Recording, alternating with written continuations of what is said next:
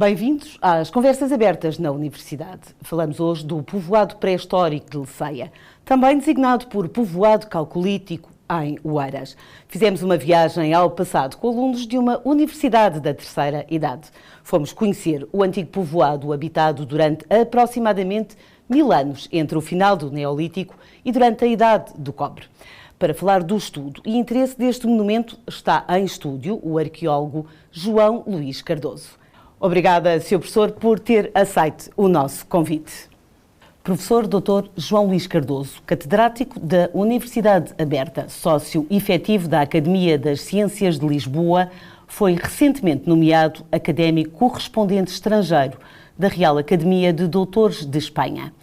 Entre 1893 e 2002 foram realizadas pesquisas arqueológicas no povoado, pondo a descoberto estruturas habitacionais e defensivas de diversas épocas. As mais antigas remontam ao Neolítico final da Extremadura, cerca de 3300 a 2900 a.C. Os primeiros trabalhos arqueológicos neste povoado fortificado tiveram início no decurso do século XIX por Carlos Ribeiro. Entre 1983 e 2002, as pesquisas arqueológicas foram continuadas sob a sua orientação. Senhor professor, quer-nos falar sobre estes 20 anos de trabalho de campo? Eu posso começar por dizer que agradeço muito esta iniciativa de estar hoje aqui consigo e, enfim, ter a oportunidade de falar um pouco sobre aquilo que pode considerar-se a escavação da minha vida. Porque, na verdade, quando eu comecei a escavar aquele sítio em 1983, não me passava pela cabeça que os 20 anos a seguir da minha vida continuassem lá, todos os verões, recorrentemente, ano após ano, naquele sítio até 2002. De facto, é uma grande lição que a arqueologia também nos dá, esta componente de desconhecido. Nós, quando começamos um trabalho, noutras profissões, sabemos muito bem quando é que esse trabalho, em princípio, vai acabar. Na arqueologia isso é muito difícil.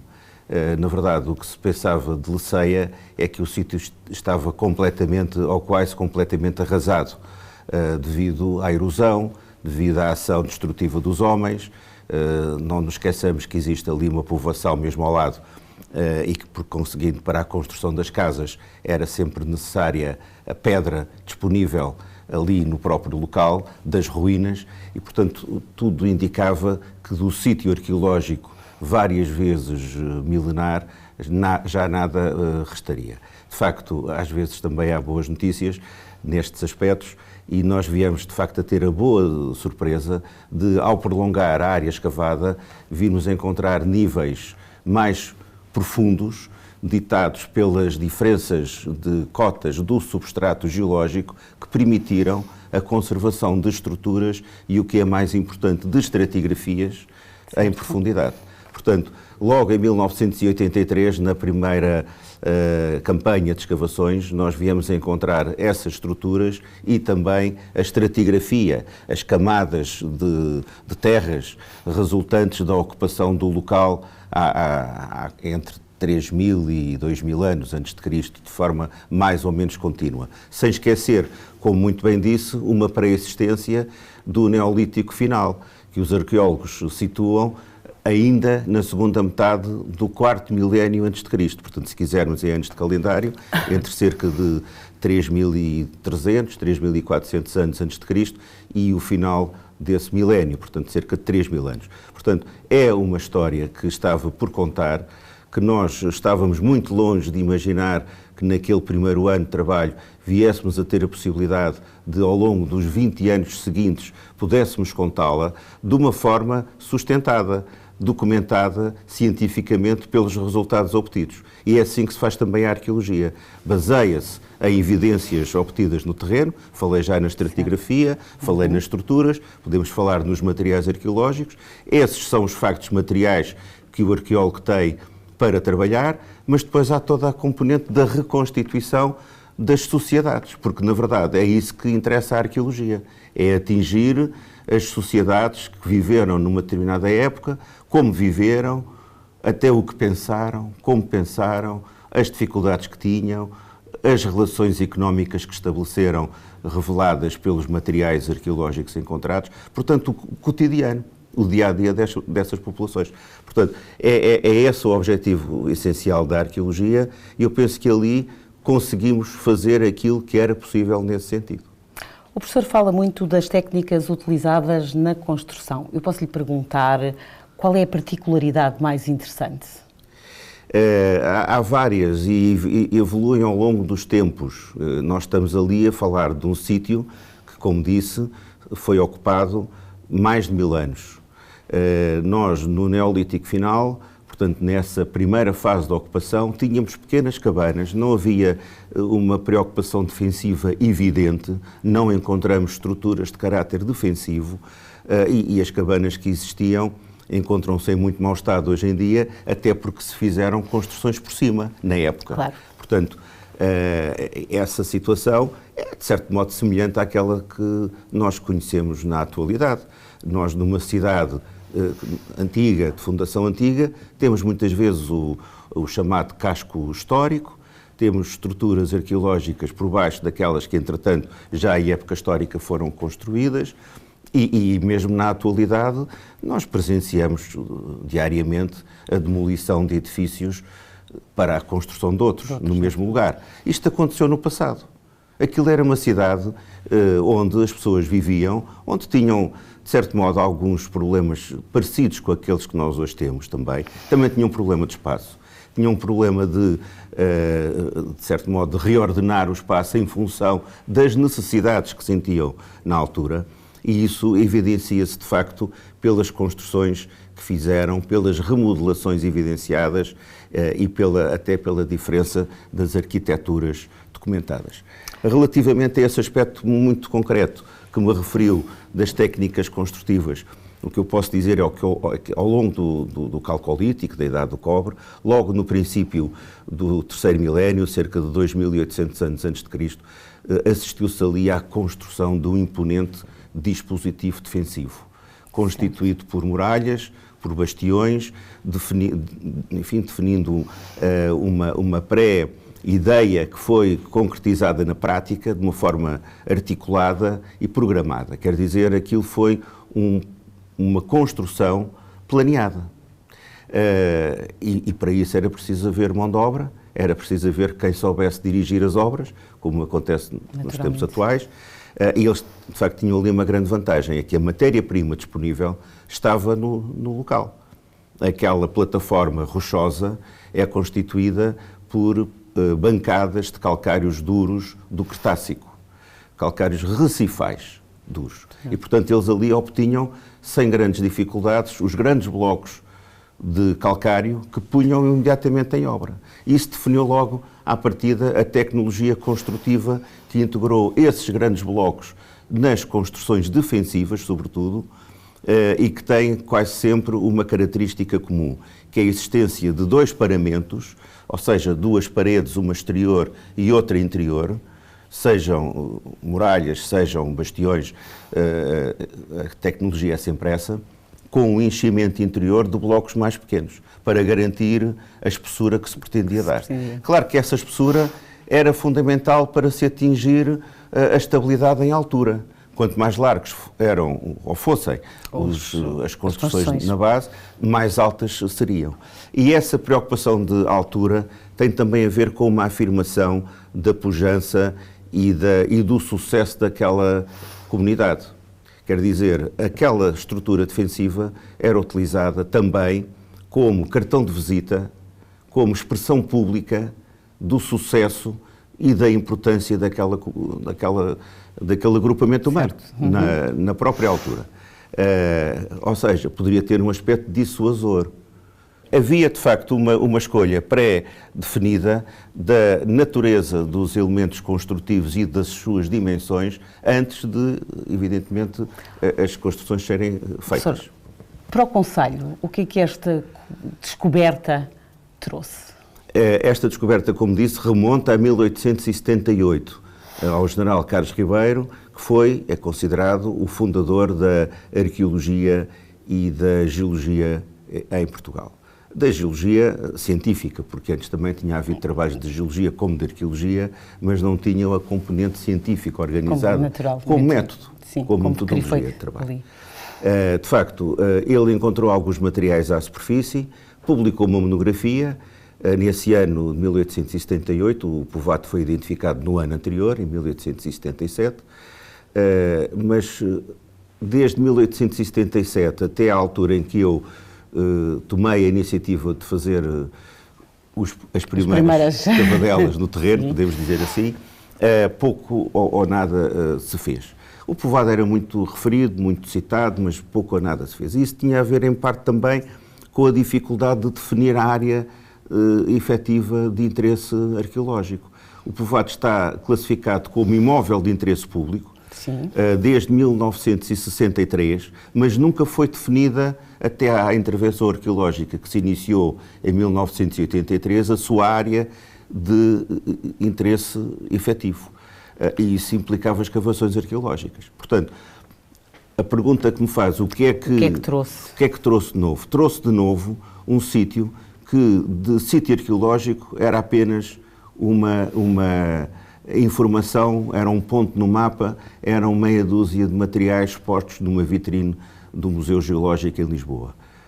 O que é que trouxe? Trouxe um povoado que neste momento tem 11 mil metros quadrados de área escavada, um povoado que evidencia uma complexidade construtiva extraordinária para a época, que demonstra, portanto, também a estrutura social e a organização desta comunidade que não vivia, evidentemente, ali isolada, tinha relações com outras comunidades, portanto, demonstra, de facto, que no terceiro milénio, aqui no concelho de Oeiras, existia uma sociedade tão ou mais evoluída que muitas outras que nós conhecemos e que damos como exemplo do Mediterrâneo Oriental, das sociedades que estão na origem, digamos assim, até da ideia da Europa, ou da sociedade micénica, que é 1000 anos mais moderna do que esta que estamos a falar. Portanto, trouxe de novo, de facto, um conhecimento invulgar para o território português e mesmo para o Ocidente peninsular, de uma realidade arqueológica que pode ser hoje em dia usufruída, documentada, confirmada perante os vestígios no terreno, complementados depois em visitas a exposições de arqueologia, onde os materiais encontrados também podem ser vistos. Vou interrompê-lo porque acho que está na altura de mostrar uma visita que nós fizemos, que acompanhamos alunos de uma universidade da terceira idade, que eu gostava que fôssemos agora, que assistíssemos. Achei muito interessante fazer a comparação, dizer que isto era uma cidade grande com 150 habitantes, usar a imaginação para as cidades que temos agora. Achei imensa graça às lareiras no meio das casas, aos celeiros, porque só se vê as pedras no chão e é fantástico termos que imaginar como é que eles viviam. Achei muito interessante. E mesmo a muralha, o sistema de defesa que eles tinham na altura, já há tantos anos, achei que era uma povoação muito bem organizada para a época. A viagem deste grupo ao passado foi organizada por Maria Fanado. São alunos da Universidade da Terceira Idade. O povoado de Leceia, no concelho de Oeiras, é o resultado de 20 anos de trabalho de campo que pôs a descoberto estruturas habitacionais e defensivas de diferentes épocas. As mais antigas remontam ao Neolítico, cerca de 3.300 anos antes de Cristo. Reformei-me e foi uma maneira de conviver, de não ficar em casa e de conhecer também sítios do concelho a que pertenço, que não conhecia. Tinha conhecimento que havia dentro do concelho estes restos de edificações, mas não conhecia e não sabia onde eram. Uma viagem rica em história num dos mais importantes povoados fortificados calcolíticos da Península Ibérica e da Europa. Eu estou achando muito interessante todos esses locais, esses sítios que existem aqui em Portugal, geralmente esses da época paleolítica, calcolítico. Eu me interesso muito pela história e por essas ruínas também. Na minha opinião, isso aqui, esse tipo de conservação, tá, que está sendo feita aqui pelos portugueses é muito importante, porque ela traz um conhecimento que poucos tem, né? E eu acredito que isso vai ajuda muito aos estudantes também a conhecerem um pouco a história da formação aqui da região, da península. Os visitantes seguiram para a fábrica da pólvora de Barcarena, onde os materiais podem ser observados numa exposição monográfica do povoado pré-histórico de Leceia. Sr. Professor, nós vimos aqui um aproveitamento de uma universidade da terceira idade que faz esta visita. Eu tenho que lhe perguntar, também está a ser aproveitado, por exemplo, para a disciplina de História do ensino secundário? Sim, do ensino secundário e mesmo até a nível do ensino básico. Nós temos todas as semanas, neste momento, visitas guiadas ao povoado pré-histórico de Leceia. Isso foi potenciado a partir do momento em que o povoado pré-histórico de Leceia se integrou num programa da Câmara Municipal de Oeiras designado Oeiras Educa. Esse programa, que é vocacionado para as escolas, tem exatamente como objetivo dar a conhecer aos alunos de vários graus de ensino as realidades históricas e arqueológicas do concelho de Oeiras. Por isso, a partir do momento em que esse programa foi implementado, as visitas cresceram exponencialmente. Ficamos muito contentes de podermos também, ao nível a que nos é exigido, ser contribuintes para a formação das nossas crianças, porque se tratam de crianças a nível do ensino básico, e também dos nossos jovens. Porque é a partir dessa formação que eles poderão ser melhores portugueses, melhores cidadãos, com mais conhecimento. E, portanto, eu penso que é uma aposta que tem que chegar a bom porto, como está a chegar, porque estes jovens são, como disse, os adultos de amanhã. E, portanto, estão mais bem preparados e formados para poderem ser úteis ao próprio país a que pertencem. Professor, nós ouvimos que há ali muitas curiosidades de quem visitou, que achou curioso as lareiras. E para o Sr. Professor, alguma curiosidade especial? Eu diria que em Leceia as situações de exceção são de dois tipos. Aquelas que nós podemos encontrar no terreno e aquelas que nós podemos depois ver nas exposições. Há peças de facto excepcionais nas exposições, vimos ali algumas, aquelas duas estatuetas de barro que representam duas porcas de barro maciço. Porquê a porca? A porca ainda hoje simboliza o dinheiro, os porquinhos, milheiros. Isso vem da pré-história. Há muitas coisas que nós hoje em dia temos interiorizadas, que não sabemos a origem, mas que de facto ela está muito, muito lá para trás. E de facto, ainda também diz o ditado, do porco tudo se aproveita, também, não é? As pessoas que tiveram uma formação na província, no campo, sabem muito bem o que é que isto quer dizer. E também algumas da cidade. Porquê é que aparecem as porcas como enfim, uma simbologia que era objeto de culto? Em primeiro lugar, porque a porca ainda hoje, e os suídeos em geral, são animais muito prolíficos, têm muitas crias e, portanto, essas muitas crias dão origem no futuro a muitos recursos, isso por um lado. Por outro lado, também porque, tendo muitas crias, podem simbolizar a fertilidade. E já era essa a simbologia que lhes era atribuída na pré-história. Fertilidade que na pré-história era tão ou mais importante do que atualmente, porque dela dependia a própria sobrevivência do grupo. A fertilidade humana, mas também a fertilidade dos campos. A produtividade agrícola.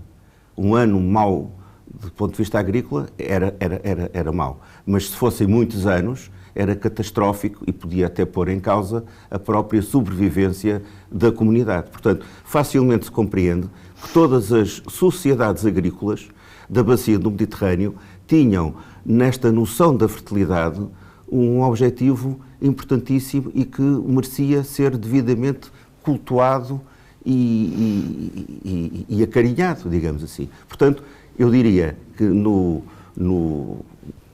laboratório, no museu, aquelas duas peças destacam-se e são ex-libris. No campo, eu diria, sem querer com isto chegar a uma linguagem jornalística, que há várias estruturas que são únicas no nosso território em povoados pré-históricos e mesmo na Península Ibérica. Eu destacaria uma que já foi ali referida, as estruturas utilizadas como silos de armazenagem. Sim. Nós temos lá alguns exemplos, claro que só temos o embasamento, é preciso fazer agora uso da imaginação e imaginar como é que seria a altura dessas estruturas.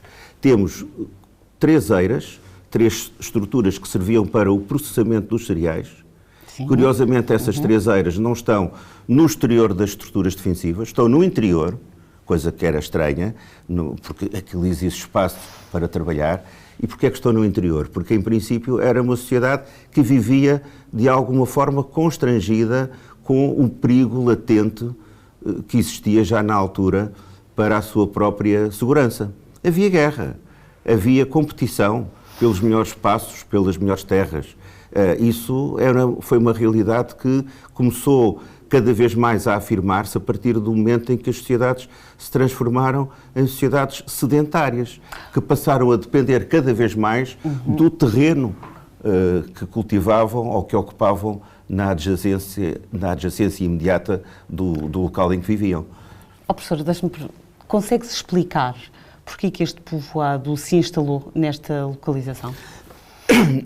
Existe uma explicação imediata, que é o facto daquela plataforma debruçada sobre o Vale da Ribeira de Barcarena ser defendida de 2 lados por 2 carpas naturais, nos calcários do Cretácico, os calcários duros. Portanto, são os 2 lados de um triângulo que era fechado do outro lado pelas 3 linhas de muralhas que o defendiam.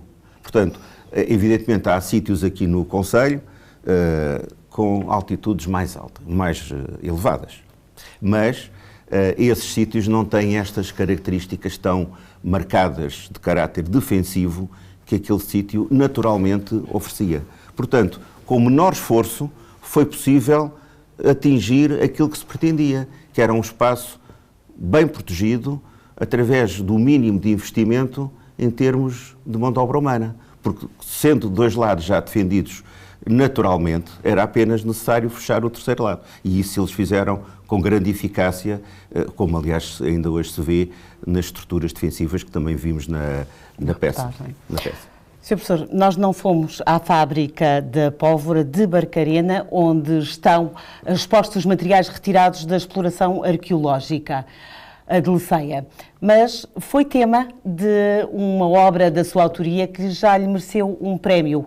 Augusto Botelho da Costa Veiga, instituído pela Academia Portuguesa da História, a Fábrica da Pólvora de Barcarena e as Ferrarias del Rei, um projeto de arqueologia industrial em construção. Sr. Professor, quer falar-nos deste seu trabalho? Falo com todo o gosto. De facto, a arqueologia não se cinge à pré-história.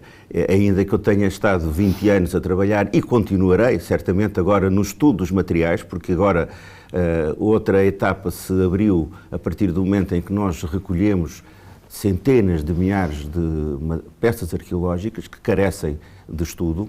Posso dizer que é o único, ainda para voltar um pouco a Leceia, é o único sítio em Portugal em que se fez um estudo exaustivo de todos os pólios arqueológicos recolhidos nesses 20 anos de escavações arqueológicas. Fizeram-se todos os estudos que têm a ver com as diversas áreas em que se podem subdividir os materiais. Mas não é de facto aí que se esgota a nossa atividade. Na Fábrica da Pólvora de Barcarena fizemos escavações arqueológicas em 2008 e 2009 que evidenciaram uma estrutura que era até então erradamente localizada nas cartas militares, as Ferrarias del Rei, que referiu. Foi um estudo aí muito interessante, porque nós aí fizemos apelo à informação histórica. Tínhamos plantas, sabíamos onde é que as ferrarias poderiam estar